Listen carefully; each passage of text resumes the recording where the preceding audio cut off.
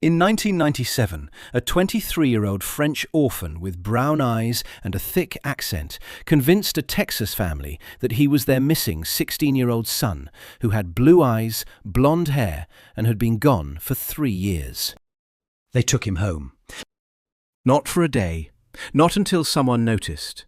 For 5 months, Frédéric Bourdin lived inside the Barclay household in San Antonio, Texas, sleeping in Nicholas Barclay's bed, eating at Nicholas Barclay's table, being called by Nicholas Barclay's name. The missing boy's own mother hugged him at the airport and said she recognized him. He looked nothing like her son. The boy who vanished was 13 years old, 5'7", blonde, with blue-grey eyes and a distinctive scar on his chin. The man who replaced him was 6 years older, dark-haired, brown-eyed, and spoke English with a French accent so heavy that every sentence required translation inside the listener's head. Bourdin's explanation for all of this was that a child trafficking ring had kidnapped Nicholas, kept him for 3 years, injected chemicals into his eyes to change their colour, and then released him in Spain. The family accepted this. The police accepted this. The United States government accepted this and issued him a passport. And the strangest part of the story is not that Frédéric Bourdin fooled them. The strangest part is why the family never asked a single hard question. Nicholas Patrick Barclay is born on December 31st, 1980, in San Antonio, Texas. His household is not a safe place. His mother, Beverly Dollarhide, is a heroin addict who transitions to methadone but never fully stabilizes. His half-brother Jason Barclay is deep into cocaine. The most functional member of the household is his older sister Carrie Gibson, who holds the family together through sheer stubbornness, while everything around her falls apart. Nicholas is not an easy kid. He has a juvenile record. He steals a pair of shoes from a store. He threatens a teacher at school. These are not the actions of a criminal mind.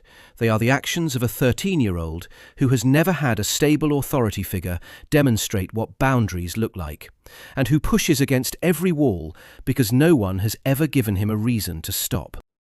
By the spring of 1994, the system has caught up.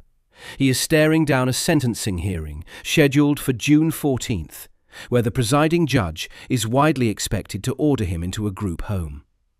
Nicholas knows what a group home means. It means strangers. It means rules. It means the last thread connecting him to whatever family he has left gets cut by a judge who has never seen the inside of his house. June 13th, 1994, is the day before that hearing.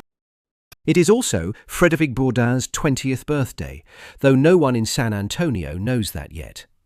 The coincidence will only matter 3 years later. On June 10th, 4 days before the sentencing, Nicholas walks to a neighbourhood basketball court and plays pickup games until it gets dark. Around 9 in the evening, he calls home from a payphone and asks someone to come pick him up. His half-brother Jason answers. Their mother is asleep. Jason tells Nicholas to walk home. It is a nothing conversation, the kind of call that happens in 10,000 households on 10,000 summer evenings. A kid asks for a ride. Someone says no. The kid walks. Nicholas hangs up the phone. He never arrives. The San Antonio police open a missing persons case, but their working theory from the start is that Nicholas ran. A 13-year-old with a juvenile record facing a group home, disappearing 4 days before sentencing. The math is obvious. Runaways come back. The file stays open, but nobody pushes it. Weeks pass, then months, then a year, then 2. Beverly Dollarhide later describes her state of mind during this period with brutal clarity. Her main goal in life, she says, was not to think. She is on methadone. She has an open wound on her leg that she has not treated in 3 years. She does not have the psychological resources to maintain hope, let alone mount a search. She is surviving 1 hour at a time, and surviving requires not looking at the empty bedroom down the hall. 3 years pass with no leads, no body, no sightings that check out. One claim surfaces in September 1994, 3 months after the disappearance. Jason Barclay tells the family he spotted Nicholas at a convenience store. No one else saw him. No one follows up. The sighting goes into the file and stays there, noted but unverified. By October 1997, Nicholas Barclay is a name on a list, a photo on a flyer, a case number in a database maintained by the National Center for Missing and Exploited Children in Washington, D.C. That database is about to become a catalogue. Frédéric Pierre Bourdin is born on June 13, 1974, in Nanterre, France, a suburb west of Paris. His mother, Guylaine, does not want him. By the age of 5, he is living with his grandparents. By the age of 12, he is in and out of children's homes and foster placements. He grows up without a stable identity, without a family that claims him, without the thing every child needs and most children receive without asking for it. He discovers something early. When he pretends to be someone else, people care about him. When he shows up somewhere lost and vulnerable and young, adults respond. They bring him inside. They give him food. They ask his name, and he gives them one. And for a few days or weeks, someone in the world knows who he is, even if who he is happens to be a lie. He starts with small impersonations, teenage runaways, lost children in European shelters.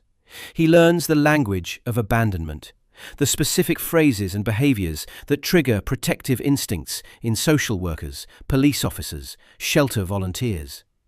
He learns how to cry on command. He learns how to flinch when an adult raises a hand, even casually. He learns that a well-timed silence can do more work than any story. He is not a genius. He does not have a photographic memory or an IQ that gets mentioned in court proceedings. What he has is a radar for need. He can walk into a room and identify within seconds who in that room wants to help someone, not who is capable of helping, who wants to. The distinction matters. People who want to help will fill in gaps on their own. They will see a lost child because they want to see a lost child. They will hear a story because they want the story to be true. Bourdin does not create belief. He creates the conditions under which belief creates itself. By his early 20s, he has impersonated dozens of missing or runaway children across France, Spain, and beyond. He is not stealing money. He is not running insurance scams. He is doing something that confuses law enforcement because there is no obvious profit motive. He is stealing families. In October 1997, Bourdin is 23 years old and stranded in Linares, Spain. He has just been ejected from a youth shelter after they discovered his real identity. He needs a new name. He needs a new face. He needs a missing child whose absence is old enough that details have faded, but recent enough that someone still wants him back. He picks up a phone and calls the National Center for Missing and Exploited Children in Washington, D.C. He speaks in calm, professional English. He identifies himself as a worker at a Spanish youth shelter. He says they have taken in a young American teenager who does not speak Spanish and cannot or will not give his real name. The boy appears to be about 16 years old. He is frightened. He will not talk. Can they help identify him? The NCMEC worker is helpful. This is what the centre exists for. They begin working through possibilities. They discuss physical descriptions. They compare timelines. Eventually, a name surfaces. Nicholas Patrick Barclay, missing from San Antonio, Texas since June 1994, would be approximately 16 years old now. Blonde hair, blue-grey eyes. The NCMEC faxes Bourdin a photograph. He stares at it. A blonde, blue-eyed American kid. Bourdin is 23, dark-haired, brown-eyed, and unmistakably French. The physical gap between them is not a minor problem to work around. It is a canyon. Most people would stop here. Bourdin does not stop. He starts building. The first problem is the eyes. Nicholas has blue-grey eyes. Bourdin has brown. He cannot change his eye colour, so he changes the story instead. He invents a captivity narrative. Nicholas was kidnapped by a trafficking ring that experimented on him. They injected substances into his eyes that permanently changed the pigmentation. This is not medically plausible. But Bourdin understands that people will accept an implausible explanation before they accept an unbearable reality. The second problem is the accent. Bourdin speaks English with a pronounced French cadence. His solution? The trafficking ring moved Nicholas across Europe. 3 years of captivity in foreign countries altered his speech patterns. He picks up fragments of Spanish and weaves them into his speech, layering accents to obscure the French one underneath. The third problem is age. He is 23, pretending to be 16. He has always looked younger than he is, and years of malnutrition in shelters have kept him thin. He shaves meticulously. He dresses in oversized clothing that hides his frame. He constructs the story piece by piece, testing each element against the question that matters. Will a grieving family want to believe this? Not will they believe it on its merits, will they want to? The answer, he suspects, is yes. The call goes from the Spanish shelter to the US Embassy, from the embassy to the San Antonio police, from the police to Beverly Dollarhide's living room. Your son has been found in Spain. Carrie Gibson, the older sister, flies to Spain to bring Nicholas home. She is the functional one. She is the one who held it together when their mother could not. She walks into the shelter and sees a young man with dark hair, brown eyes, and a foreign accent who claims to be her little brother. She hugs him. She later tells investigators that she recognized something in his eyes. Not the color, she accepts the trafficking explanation, but something behind them. A familiarity, a feeling. What she is recognizing is not her brother. What she is recognizing is what she needs to see. 3 years of grief have built a space inside her that is exactly the shape of Nicholas Barclay, and the man standing in front of her fits that space, because she is the one doing the fitting. Bourdin flies back to San Antonio with Carey. At the airport, Beverly Dollarhide is waiting. She embraces him. She cries. She says she knew it was him. He moves into the Barclay household. He sleeps in Nicholas's old room. He sits in Nicholas's chair. He answers to Nicholas's name. Think about what this requires. Every morning he wakes up in a dead boy's bed. He walks past photographs of a child he has never met and pretends those photographs are his memories. He sits across from a woman who carried that child inside her body, and he calls her mum, and she lets him. He enrolls at a local high school and attends classes. He is 23 years old, sitting in a classroom full of 16-year-olds, turning in assignments under a name that belongs to a missing child. Teachers who knew the real Nicholas before he disappeared see this new student, taller, darker, older, accented, and say nothing. Whether they do not notice or simply choose not to notice is a question no one asks them, then or later. The police close the missing persons case. A passport is issued. The United States government gives a French national a genuine American passport in the name of Nicholas Patrick Barclay, based on the family's identification and Bourdin's story. No DNA test is requested. No dental records are compared. No one asks him a single verifiable question about Nicholas's childhood, the name of a friend, the layout of the house, the route he walked to school, the name of the dog he may or may not have had. Bourdin is careful. He studies family photos. He asks questions that sound like reminiscence. He says things like, "Remember when we used to," and lets the family fill in the details.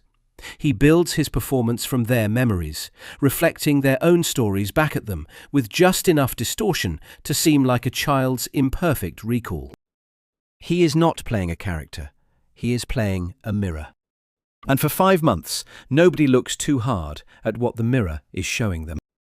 Later, journalists and investigators will ask the obvious question. How could a family not recognize that this person was not their son? How could a mother look at a stranger and call him her child? How could anyone accept brown eyes where blue ones used to be? Bourdin has his own theory about this, and it is darker than the con itself. He begins to suspect that the family knows. Not that they suspect he is a fraud, that they know Nicholas is dead, that they accepted a stranger into their home not because they were fooled, but because they needed the investigation to stop. A found son means no more police, no more questions, no more risk that someone will start looking at the family and asking what really happened on June 10th, 1994.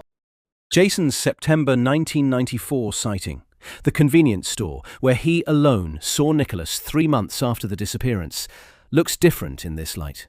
Not a hopeful brother spotting his sibling, a nervous man planting a false trail. Bourdin does not have evidence. He has instinct, sharpened by 20 years of reading families, and his instinct tells him that something in this house is wrong. The grief is real. The acceptance is too easy. But this theory, like so many things in the Barclay case, cannot be proven. Nicholas has never been found. No charges have ever been filed related to his disappearance. The case remains open. The crack does not come from inside the family. It comes from television. A producer at Hard Copy, the tabloid news programme, hears about the miraculous return of Nicholas Barclay and senses a story. The show hires a private investigator named Charlie Parker to look into the case. Parker is methodical, he is patient, he does not operate on instinct. He operates on ears. The human ear is as individual as a fingerprint. Its curves, ridges and proportions are unique to each person and do not change with age, weight gain, malnutrition or chemical injection.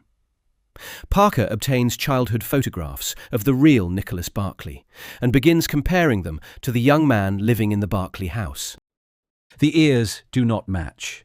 Not approximately, not with allowances for growth or aging. The architectural structure is completely different. The tragus, the antitragus, the helix, every measurable feature belongs to a different skull. Parker knows. But knowing is not proving, and proving requires the impersonator to admit it. He begins pressing. He arranges meetings with Bourdin. He sits across from him at diners and asks questions that are designed not to extract information, but to communicate a message. I know what you are. Bourdin feels the pressure. He sees Parker studying him with the focused calm of a man who has already reached his conclusion and is simply waiting for the formality of confirmation. Bourdin has survived by reading people, and what he reads in Charlie Parker is certainty. The confrontation does not happen in one dramatic scene. It unfolds over weeks. Parker returns again and again, circling closer each time. He shares what he has found. He talks about ear geometry. He mentions FBI involvement. He does not threaten, he informs. He creates the atmosphere of inevitability. This is a different kind of skill than what Bourdin possesses. Bourdin manufactures belief. Parker manufactures doubt. And doubt, once planted in someone who is already lying, grows faster than any vine. Bourdin starts to feel the ground shift. He has spent his entire career reading people, and what he reads in Parker is something he has never encountered in a mark. There is no need in Parker's eyes, no grief, no space shaped like a missing person that Bourdin can pour himself into. Parker is simply looking at facts, and the facts are not cooperating with the performance. One morning, Parker meets Bourdin at a diner. It is early. The restaurant smells like hotcakes and burnt coffee. Parker's wife is sitting in a car down the road. She has a gun. Law enforcement is on standby. Everyone has decided that this is the morning it ends. Parker sits down across from the man who has been Nicholas Barclay for 5 months. And Bourdin, who has spent his entire life becoming other people, finally says his own name. My name is Frédéric Bourdin. A DNA test confirms it in February 1998. The blood in Bourdin's veins has no relation to the Barclay family. The man who lived in their house ate their food, went to their school, and carried their son's passport is a stranger from Nanterre, France. In September 1998, Bourdin is sentenced to 6 years in federal prison. The sentence is more than 3 times the recommended guidelines. The judge does not specify which part of the crime warrants the excess, but the courtroom understands. This is not a penalty for identity fraud. This is a penalty for desecrating a family's grief. Except no one is quite sure whose grief was desecrated, or whether grief is even the right word for what the Barclay family was feeling. Jason Barclay, the half-brother who told Nicholas to walk home the night he disappeared, dies of a cocaine overdose in 1998. He never testifies. He never explains the convenience store sighting. Whatever he knew, he takes it with him. Prison does not stop Frédéric Bourdin. Nothing stops Frédéric Bourdin. He serves his time and walks out and does it again. In 2003, he impersonates a 15-year-old French boy named Léo Ballet. In 2004, he becomes Ruben Sanchez Espinosa, a Spanish teenager. In 2005, he is Francisco Hernandez Fernandez, another missing child in another country. Each time, the pattern is identical. He finds a name. He learns the details. He shows up somewhere vulnerable and afraid and waits for someone to take him in. Each time, he is caught. Each time, he does it again. In 2008, he sits down with David Grann of The New Yorker and explains himself with a sentence that is either the most honest thing he has ever said or the most carefully constructed. He says he was looking for love and affection. He says this was the only method that produced a surrogate family. He is not describing a strategy. He is describing a pathology. The mechanism that most people develop in childhood, the ability to be loved as yourself, never formed in Frédéric Bourdin. What formed instead was a workaround, a bypass, a way to experience the warmth of a family by becoming the shape of someone they had already decided to love. He cannot be loved as himself because himself was never enough for anyone. Not for Ghislaine, who abandoned him. Not for the grandparents who raised him with obligation rather than affection. Not for the parade of institutions that housed him and discharged him and housed him again. So he becomes someone who is enough.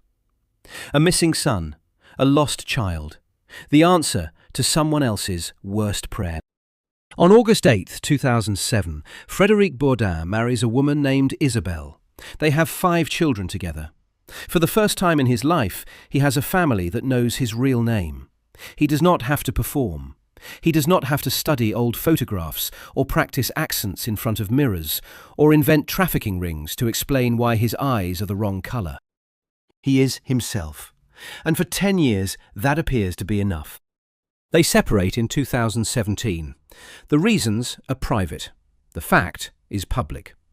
Whether Isabelle discovered that living with Frédéric Bourdin, the husband, felt different from what she expected, or whether Bourdin discovered that being himself inside a real family required muscles he had never developed, is something neither of them has explained.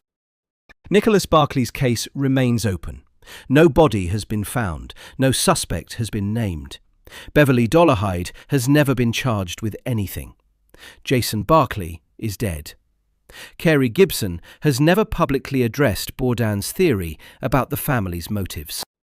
The file sits in a San Antonio police database, updated occasionally, resolved never. In over 20 years of impersonating missing children, Frédéric Bourdin fooled families, social workers, embassies, police departments, and the United States government. He crossed international borders on stolen identities. He enrolled in schools, he lived in homes, he ate dinners and watched television, and said goodnight to people who believed he was their child. And every time, every single time, the thing he was stealing was the same. Not money, not property, not access or advantage. He was stealing the one thing no one had ever given him. A place at the table.